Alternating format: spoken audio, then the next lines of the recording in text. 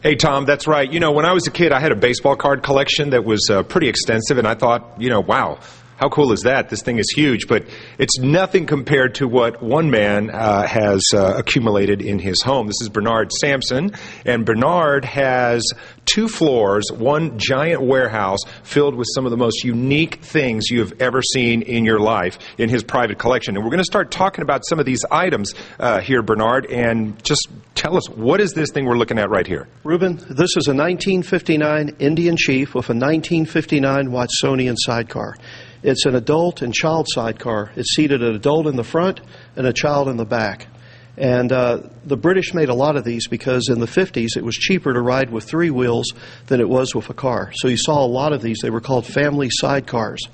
Now, in 1958, when the Mini Cooper came out, 50% of the businesses that made sidecars like this folded overnight because the Mini Cooper was actually cheaper than buying a brand new motorcycle and sidecar. And now this is a working bike, too. You used to ride this around town, correct? Oh, yeah. Yeah, take my wife and daughter in it. Okay. It's you can see, guys, it's not really, it doesn't look like it's roomy on the outside, but I'm sure once you get in it, you probably fit kind of nice and neat in there. All right, let's talk about this other very interesting vehicle over here. You were telling me this is a Messerschmitt? Right. It's a Messerschmitt. They're German-made, and it weighs 450 pounds. It's a 3-wheeler.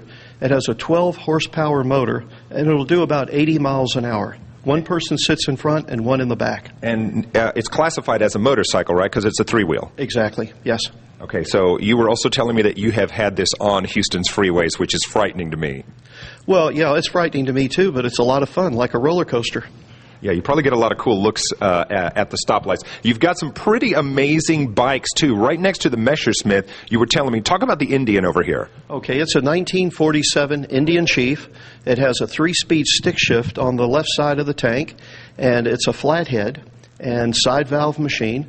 And it was about 40 horse, and it was made in 1947. That's a super cool bike. And the bike next to that, the red one, also another Indian. But on the far end is a bike I'm familiar with. That is a Russian-made motorcycle you were telling me about it. I've actually been in that sidecar. That's right. It was an Aurora, and you rode it a week ago.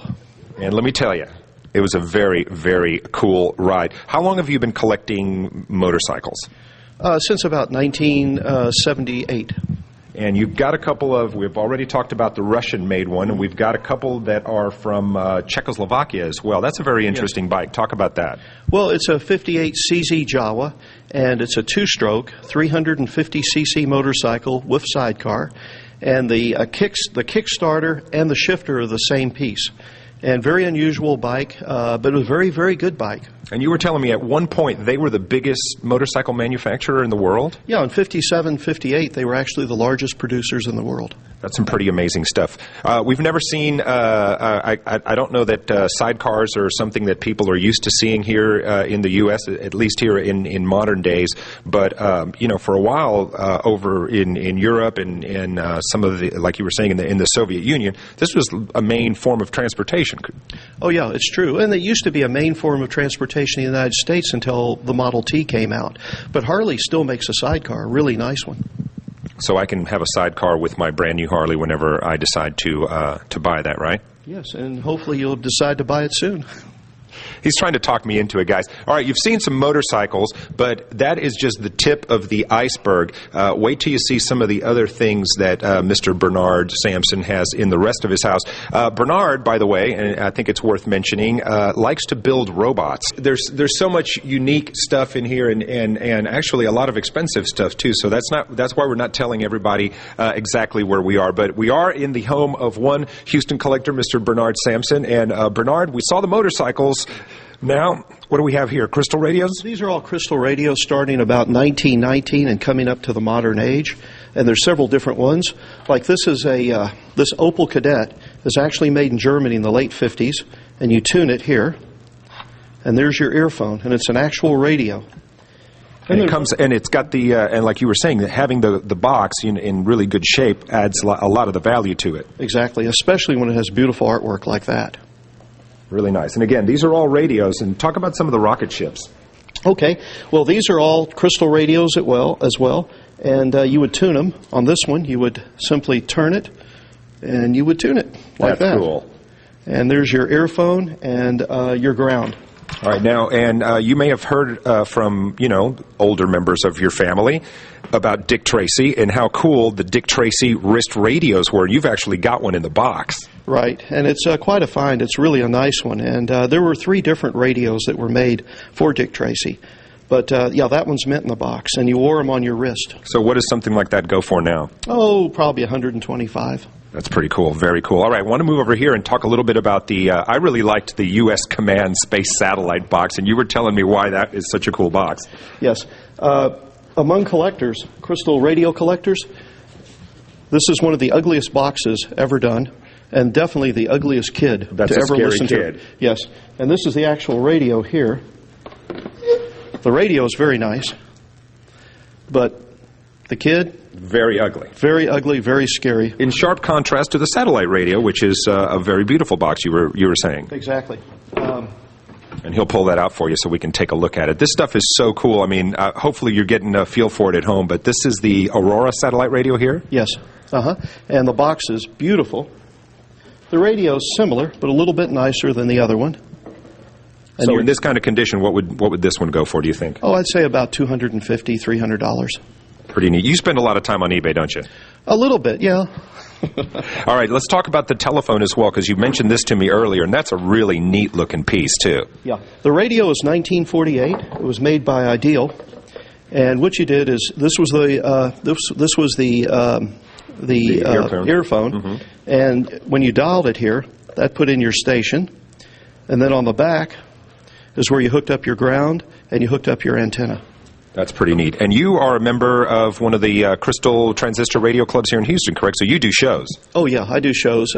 This Houston Vintage Radio Association. And it's got a real nice membership, and they do shows all over the country. So how many pieces do you take to a show at one time? Well, a couple of years ago, I took probably about 140, 150. This year, I'll probably take about 20 or 30. It's pretty amazing stuff. You got some really, really cool stuff here. And I saw some radios that you were pointing out to me, and I didn't even know were radios. This is really interesting here. Talk about this little chest right here real quick. Okay. Everyone's heard of Duncan yo-yos. Well, before he made yo-yos, he made novelty cabinets, and he made crystal radios. And this is your headset that would fit over your head. And your tuning dial was right here. There's your crystal, and that's how you would tune it. And these are the hookups for the ground and for the antenna. So, how old is this radio? This is 1924. Wow. So when did he go into the yo-yo business? I think it was 1928. Pretty amazing stuff. All right, and we've got some pens, and if you wouldn't tell me that this was a radio, I would never have guessed that that's actually a radio. It's a mechanical pen from Japan from the early 60s, and you have your ground and you have your earphone. And it's actual mechanical pencil. It's got kind of like that weird secret agent vibe happening. Oh yeah, definitely. A lot of this stuff does, and you've got a lot of objects, a lot of items from Japan. So, guys. There's a lot more to come from down here. This is, again, just a little bit of the collection. We haven't even gone upstairs. This is definitely the coolest place or the coolest home that I've ever visited. Bernard Sampson's been nice enough to let us into his home this morning and see a lot of his personal collection of really unique things. But some of what you notice first when you walk in is this giant atomic robot, and you made this thing, right? Talk about that. Oh, I made it years ago. You can actually get inside of the robot, and you can see through here. It normally has ray guns that come out of the chest, and it'll move when you walk with it. And it has a thing that changes your voice to a robot voice. And I used to use it in parades and different things like that. So it's been retired now. It's been retired. It is atomic powered, and I needed to shut it down so it wouldn't put radiation Right. out. The government probably not really happy about that. All right. And this guy's really, really cool. We were looking at that earlier, and actually it'll kind of follow the movement of your hand around. Talk about this robot. Well, this robot's based on a 1950s toy robot, and I built several of these, and they're for large homes or public buildings and stuff. And it's on rollers. It moves around. Is there a big market for the giant robot to have one in your home? I mean, do people actually, is there like a demand for them? Well, there's a small demand for them. Yes, not a lot of people want a robot in their house.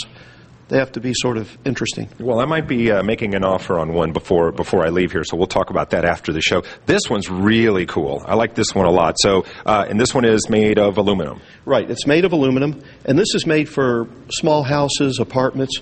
It's the right height and the right width so it'll fit through a normal door. So a lot of kids dream about, building a robot or playing with like the little toy robots. You actually took it one step further. You just said, I'm just going to build my own. Oh, I love robots, and no one made a big one, so I had to do it. Yeah, well, you took matter into your own hands there.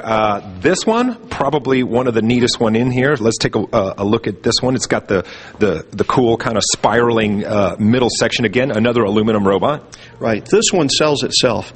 You see, this turns, and it hypnotizes the customer into buying it. Right, so you can basically just whisper into their ear, I need $10,000 to purchase this robot. This one doesn't need a salesperson.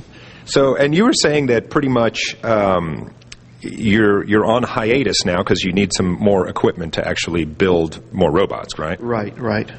Okay, robot building, not easy. Bernard was telling me that one of his dreams is to kind of build his own Frankenstein-styled laboratory. You're going to need a bigger warehouse for that.